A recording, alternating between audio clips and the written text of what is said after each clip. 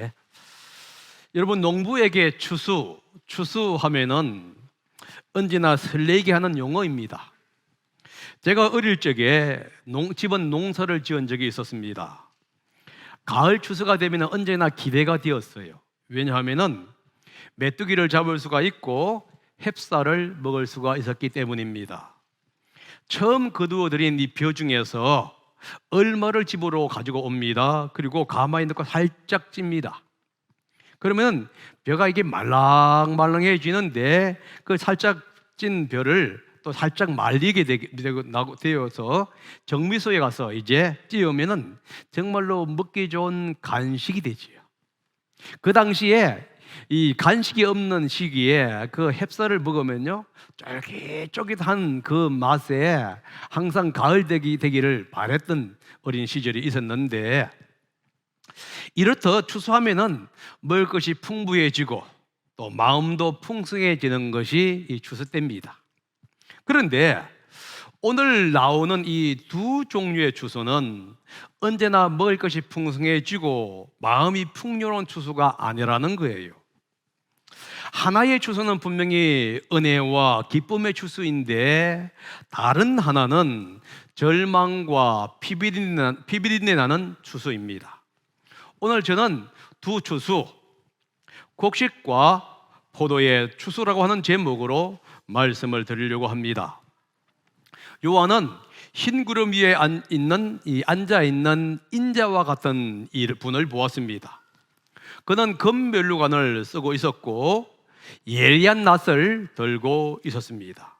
그때 성전에서 나온 천사가 인자와 같은 분에게 추수자가 되었으니 이제 추수를 하라고 하는 하나님의 말씀을 전합니다. 그러자 구름 위에 앉은 분이 낫으로 땅에 있는 곡식을 거두어 드립니다. 요한이 인자와 같은 일을 보았다 이렇게 말씀하고 있지요. 요한계시록 1장 13절에서 이 인자와 같은 일을 가리켜서 어린 양이신 예수 그리스도로 이제 언급하고 있습니다. 다니엘서 7장 13절에도 인자와 같은 이가 나오는데 메시아로서 그리스도를 지칭합니다. 복음서에 가게 되면 인자라는 용어가 자주 등장하는데 대부분의 인자는 그리스도에 대한 타이틀로 사용이 되지요. 마태복음 24장 30절입니다. 한번 읽어봅니다. 시작. 그때에 인자가 올 징조가 하늘에서 나타날 터인데 그때에는 땅에 있는 모든 민족이 가슴을 치며 인자가 큰 권능과 영광에 쌓여 하늘 구름을 타고 오는 것을 보게 될 것이다. 요한복음 5장 27절입니다. 한번 읽어봅니다. 시작. 또 아버지께서는 아들에게 심판하는 권한을 주셨다. 그것은 아들이 인자이기 때문이다. 이 구절을 자세히 정리하면은 요한계시록과 다니엘 그리고 복음서를 보게 되면은 우리는 한 가지 결론을 내릴 수 있는데, 그것은 뭐냐? 요한이 본 이 인자와 같은 이 분 혹은 이는 예수 그리스도라는 것을 알 수가 있지요.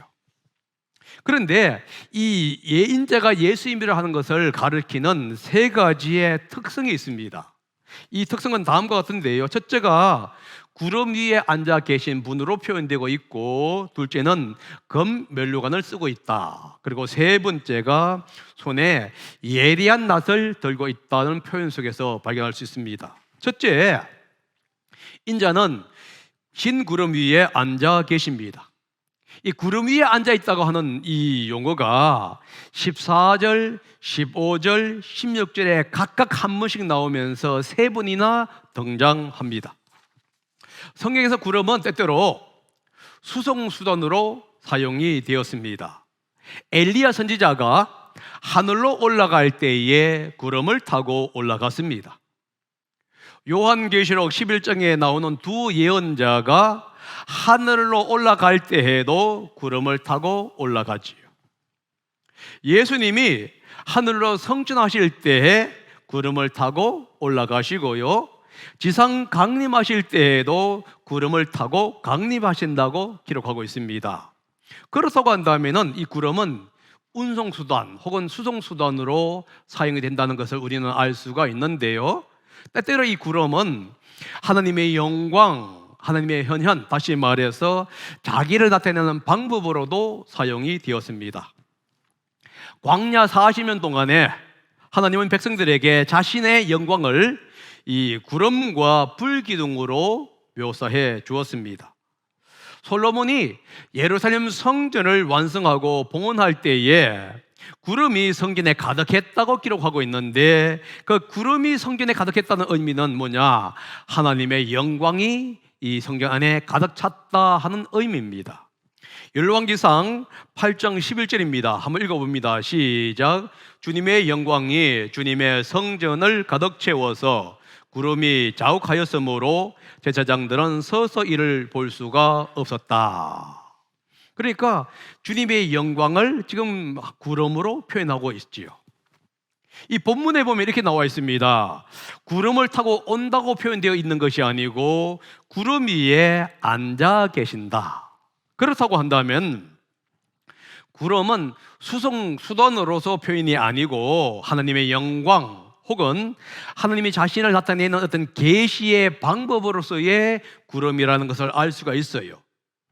인자이신 예수님께서 하나님의 영광 가운데, 보호자 가운데 앉아서 이제 모든 것을 통치하고 있는 모습을 가리켜서 구름 위에 앉아 있다, 이렇게 표현하고 있다는 거예요. 두 번째 특성이 뭐냐면 금면류관을 쓰고 있습니다. 이 면류관이라는 용어가 성경에 두 단어로 나오는데요. 하나는 뭐냐 하면은 디아데마라고 하는 용어입니다. 디아데마는 뭐냐? 왕관, 다시 말해서 왕이 머리에 쓰는 이 왕관을 의미할 때에 쓰는 용어인데, 다른 하나는 뭐냐 하면은 스테파노스라고 하는 용어입니다. 이 스테파노스는 뭐냐? 경주에서 이긴 승리자에게 주는 화관이고, 또는 통치자의 머리에 씌워주는 이 주권을 강조하고 있는 이 화관입니다. 그런데 오늘 본문에 나오는 금면류관은 이 스테파노스를 사용하고 있기 때문에 사탄의 세력을 이기고 심판하시는 그리스도의 주권을 강조하고 있다 하는 겁니다. 인자이신 그리스도는 승리자입니다. 그래서 세상과 모든 백성들을 심판하실 적임자라는 것을 지금 이제 금면류관이라고 하는 용어 속에서 보여주고 있습니다.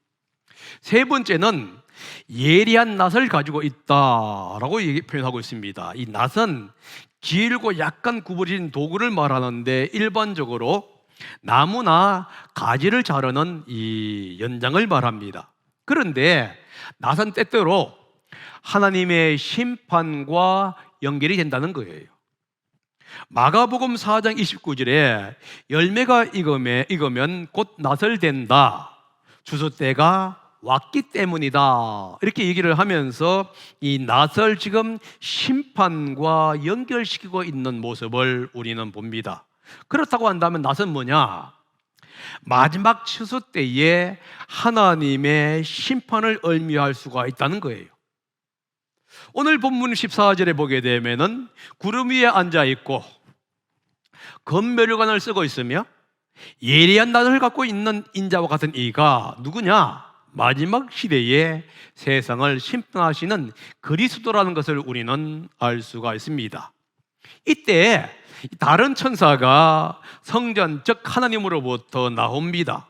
그리고 구름 위에 앉아 계신 분에게 이제 곡식이 익었으니 곡식을 거두어 드리십시오라고 이제 하나님의 명령을 전합니다. 그러자 구름 위에 앉은 이 그리스도는 낫을 휘둘려서 땅에 있는 곡식을 거두어 드립니다. 여기서 곡식이라 하는 용어가 나오는데, 그럼 곡식이 무엇이냐는 거예요. 마태복음 9장 37절과 38절에 보면은 예수님은 추수할 곡식이 많다 하고 말씀하시면서 제자들에게 주인에게 가서 추수할 일꾼들을 보내달라고 기도하라 라고 촉구하고 있는 장면이 나옵니다. 요한복음 4장 34절과 38절에서도 예수님은 희어져 추수할 때가 되었다 그러면서 제자들에게 영생을 위한 열매를 거두라고 이렇게 명령을 하고 있는 장면이 나와요. 이런 배경을 보게 되면은 이 본문이 말하는 곡식 추수는 어떤 것이냐? 믿는 사람들에 대한 추수라는 것을 우리는 알 수가 있다는 겁니다. 그러면은 구름 위에 앉은 이는 어떤 분이냐? 곡식, 즉 믿는 사람들을 추수하고 모으는 예수 그리스도라는 것을 우리는 이제 알 수가 있습니다. 반면에 17절부터 20절까지는 다른 장면이 나옵니다. 요한이 다른 천사가 하늘 성전에서 나와서 역시 예리한 낫을 가지고 있는 모습을 봅니다. 그런데 이때 또 다른 천사가 나타나는데 제단에서 나와요. 그런데 제단에서 나온 천사를 가리켜서 불을 지배하는 권세를 가진 천사다, 이렇게 얘기합니다. 불을 지배하는 천사가 이제 예리한 낫을 가진 천사에게 땅의 포도나무를 거두라고 하는 하나님의 명령을 전합니다. 낫을 가진 천사는 포도를 거두어서 하나님의 진노의 포도주를 만드는 이 틀에 던지지요. 그런데 이 틀은 어디에 있었느냐? 성 밖에 있었고 이 틀에서 피가 흘러나옵니다. 그래서 피가 말 굴레의 높이까지 닿고 거의 1600 스타디온까지 퍼지게 됐지요. 여러분 14절과 16절에서 그리스도께서 곡식 추수를 하는 장면을 지금 설명해 주고 있다고 한다면은 17절과 20절은 하늘에서 나온 이 성전에서 나온 천사가 지금 포도를 추수하고 있는 장면을 지금 설명해 주고 있습니다. 하늘 성전에서 나왔다, 이것은 뭐냐면 하나님의 보호자에서 나왔다 하는 의미가 되기 때문에 결국은 하나님으로부터 어떤 권세를 받은 천사라는 것을 우리는 알 수가 있어요. 그런데 이 천사가 인자와 똑같이 예리한 낫을 가지고 있습니다. 그렇다고 한다면 하나님의 심판을 지금 행하라고 하는 그 임명을 받은 어떤 대리자이라는 것을 우리는 알 수가 있지요. 그런데 요한이 또 다른 천사를 봅니다. 제단에서 나왔는데 이 제단에서 나온 천사가 불을 지배하고 있는 천사예요. 여러분, 제단에서 나온 천사가 불을 지배한다 하는 이 장면이 요한계시록 8장 3절에서부터 5절까지를 우리가 연상할 수 있습니다. 8장에 보게 되면 이 천사가 모든 성도들의 기도에 향을 더해서 제단에 올려드리는 장면이 나와요. 그리고 이 향을 통해서 하나님께 올려드리게 되고요, 조금 지나가 다른 본문에 보면은 이 제단불에서 불을 그가 채워가지고 땅에 던집니다. 그러자 나팔의 심판이 시작이 되어요. 그렇다고 한다면은 제단에서 나온 천사는 심판을 시작하라고 하는 하나님의 명령을 전달하는 천사와 동일한 인물이라는 것을 우리는 알 수가 있습니다. 왜냐하면 불은 심판에 대한 상징으로 자주 사용되기 때문에 그래요. 마태복음 18장 8절에 보면 이렇게 되어 있습니다. 내 손이나 발이 너를 걸려 넘어지게 하거든 그것을 찍어서 내버려라. 내가 두 손과 두 발을 가지고 영원한 불 속에 들어가는 것보다 차라리 손이나 발 없는 채로 생명에 들어가는 편이 낫다.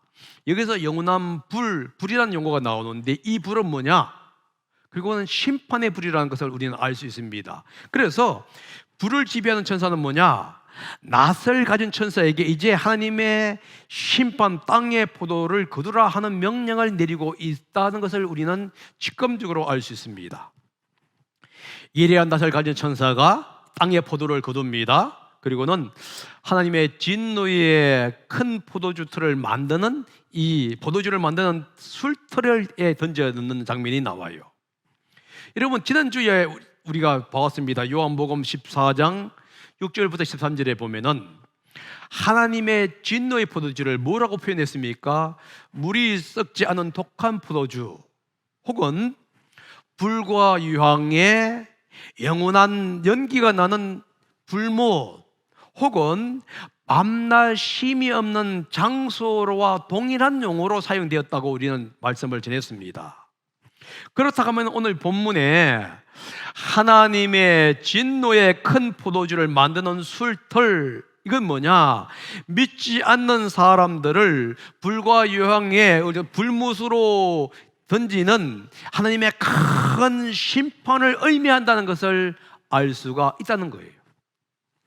왜냐하면 구약에서는 이 술털, 그래서 이 포도주를 떠는 것을 가리켜서 심판에 대한 상징으로 자주 묘사되기 때문에 그렇습니다. 그런데 성경이 뭐라 하냐면 이 술털이 성 밖에 있어요. 이 성은 예루살렘 성입니다. 왜냐하면 구약 성경이나 유대 문헌에서는 시온 예루살렘은 하나님의 백성 이스라엘 백성들이 회복하는 중심지이고, 그리고 예수 그리스도께서 천년왕국의 수도로서 사용하는 장소로 사용이 됩니다. 그런데 또한 다른 데서 보게 되면은 하나님과 어린 양을 대항하는 용과 그의 추종자들의 마지막 싸움터로 예루살렘 성을 사용할 때가 있다는 거예요. 하나님과 하나님의 대적자들, 그리고 하나님 백성들의 원수들은 예루살렘 부근에서 멸망한다고 하는 구절들이 자주 등장합니다. 요엘서 13장 12절에서 34절을 보게 되면 만국에 대한 심판이 요사밧 골짜기에서 이루어진다고 기록되어 있어요. 이 요사밧 골짜기는 어디냐? 예루살렘과 동쪽에 있는 감난산 사이에 위치한 기드론 골짜기와 연결되어 있는 골짜기를 얘기할 때에 사용되는 용어입니다. 결국은 최후의 심판이 예루살렘 외곽에서 일어난다는 것을 지금 묘사하고 있는 내용이에요. 그렇다고 한다면 마지막 하나님의 심판이 예루살렘 부근에서 일어난다는 것을 우리는 알 수가 있습니다. 이 구약과 유대 문헌의 이 사상이 요한계시록과 일치를 합니다. 여러분 요한계시록 20장과 21장을 여러분 읽어보면은 성 바깥, 다시 말해서 예루살렘 바깥은 하나님을 믿지 않거나 거부하는 사람들이 최후의 심판을 맞을 장소로 묘사하고 있어요.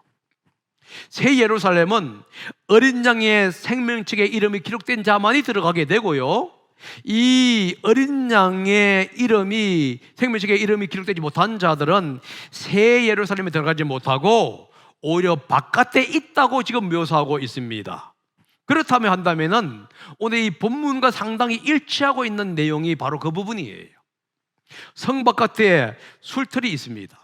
그런데 술틀에 포도가 던져져요. 그러니까 밟아 누르니 이제 피가 흘러나옵니다. 왜 성전 바깥에 술틀이 있다고 표현했냐 하면은 이 포도주 틀은 일반적으로 포도원 안에 설치되어 있는 것이 특징입니다.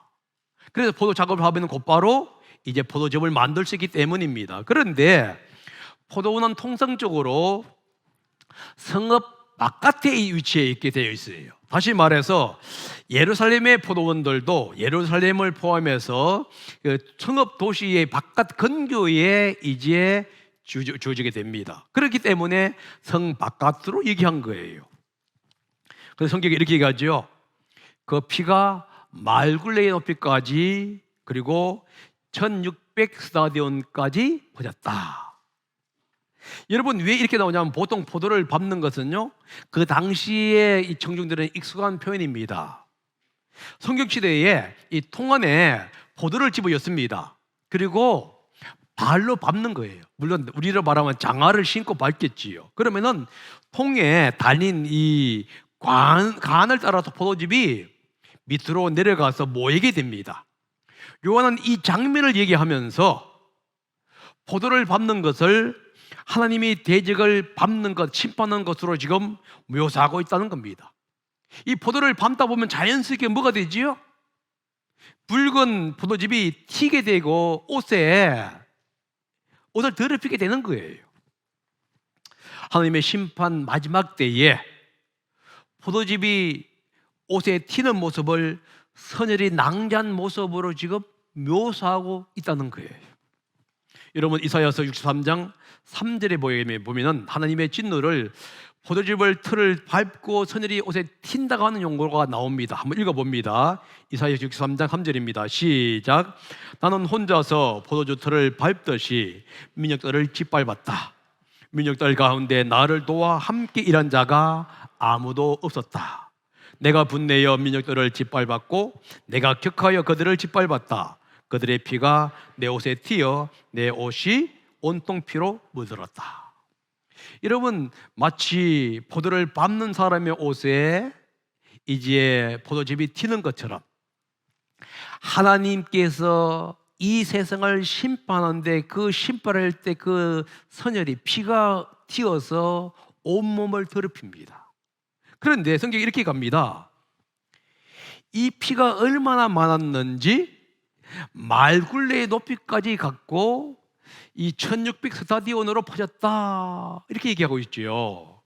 이 말굴레의 높이가 뭐냐 하면은 5피트를 얘기합니다. 1피트가 보통 30cm 정도 조금 넘지요. 그러면은 이 5피트면요 1.5m예요.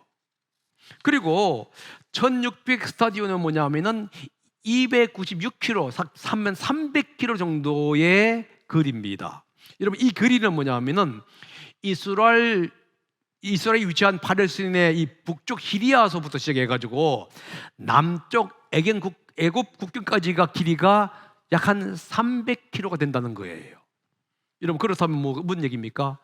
이스라엘 전체가 1.5m의 높이로 피로 덮여 있다. 다른 말로 말하면요, 이스라엘 전체가 피의 욕조 안에 갇혀 있는 꼴이 되는 겁니다. 이게 상당히 많은 거예요.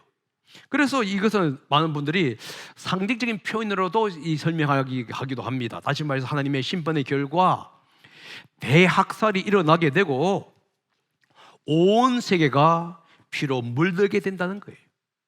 분명한 것은 이겁니다. 마지막 심판 때 하나님의 심판은 전 세계적으로 퍼진다는 거예요. 그 결과 우리가 상상할 수 없는 파괴가 일어날 뿐만 아니라 이 대홍수처럼 이 땅은 대격변이 일어나게 되고 피의 선혈이 튀므로 말미암아 아우성이 일어나고 있는, 수많은 사람들이 울부짖고 있는 그 모습을 우리는 상상할 수가 있다는 거예요. 하나님을 대적하는 모든 대적은 완전히 파괴되고 있는 모습을 우리는 상상할 수가 있습니다. 여러분, 12장부터 시작해서 15장까지, 다음 주에 보여올 15장까지는 마지막 대접의 심판 전에 나오는 비전이에요. 보통 인과 나팔의 심판은 이제 중간에 두 개의 비전을 통해서 보여주고 있는데, 마지막 대접의 심판 앞에는 7가지 정도의 비전을 보여주면서 지금 뭘 하고 있습니까? 마지막 심판의 결과가 얼마나 엄청난 것인가를 지금 설명해 주고 있다는 거예요. 마지막 심판은 믿는 자와 믿지 않는 자의 심판이 된다는 겁니다. 믿는 자에 대한 심판을 곡식 추수로 묘사하고 있습니다. 다시 오실 그리스도께서 시작을 합니다. 그래서 이 땅에서 그리스도 때문에 수고했던 모든 사람들을 하나님은 기억하시고 그들을 거두어 주신다는 거예요. 반면에 믿지 않는 사람에 대한 심판은 포도주수로 얘기합니다. 이들에 대한 심판은 피바다로 묘사하고 있는 거예요. 이 땅에 피바다가 된다는 겁니다. 뿐만 아니라 불과 유황이 타는 이 진노의 불꽃에 던져져서 영원히 고통당하고 있는 그 모습을 지금 설명해 주고 있는 거예요. 요한은 하나님의 심판을 지금 시각적으로 묘사하고 있습니다. 그러면서 청중들에게 다가올 심판을 피하기 위해서 우상 숭배를 버리고 하나님만 경배하라고 지금 권면하고 있는 모습을 우리는 볼 수 있습니다. 이 경고는 마지막 시대에 살고 있는 우리에게도 동일하게 적용될 수가 있습니다. 성경은 이렇게 얘기하죠. 편안하다 할 그때에 주님의 재림이 온다는 거예요. 그러므로 성도들은 항상 깨어서 주님의 재림을 준비해야만 하는 거예요. 잃어버린 영혼, 불합비들에 대한 안타까워하는 마음 가져야 합니다. 그들이 당할 그 고통과 그 엄청난 피가 낭자한 그 모습들을 여러분 상상해 보아야 해요. 그러면서 하나님의 은혜의 복음이 전해지도록 기도하고 그들에게 전도하고 나아가라고 지금 격려하고 있는 거예요. 그래서 그들로 하여금 정말로 이렇게 엄청난 피해 감옥에 들어가지 말라는 거예요. 욕조에 들어가지 않도록 그들을 회개시키고 돌아서게 하라 하는 마지막 메시지, 경고의 메시지가 오늘 14장에 있는 이 메시지입니다. 그러므로 사랑하는 여러분, 여러분들이 전도를 할 때에 또 보혈피들을 위해서 기도할 때에 여러분들을 마음 답답하지 않습니까? 그렇게 내가 꼭 이렇게 해야만 하느냐? 해야만 하는 이유는 딱 하나입니다. 그들을 바라보는 불쌍한 심령 때문에 그래요. 그들이 이 땅에서 아무리 잘 살고 아무리 떵떵거린다 할지라도 마지막 주님의 재림 때에 그들은 전부가 다 이 포도즙에 들어가는 포도와 같은 존재가 되고 서늘이 낭자하면서 울부짖는 그 모습을 생각하다 보면은 우리는 그들을 위해서 기도할 수밖에 없고 복음을 전할 수밖에 없는 거예요. 그러므로 이 경고의 말씀에 귀를 기울이면서 다시 한 번 더 영혼 구령에 대해서 우리가 기도하고 앞장서는 제가 되고 우리 성도님들 되시기를 예수님의 이름으로 축복합니다. 기도하겠습니다.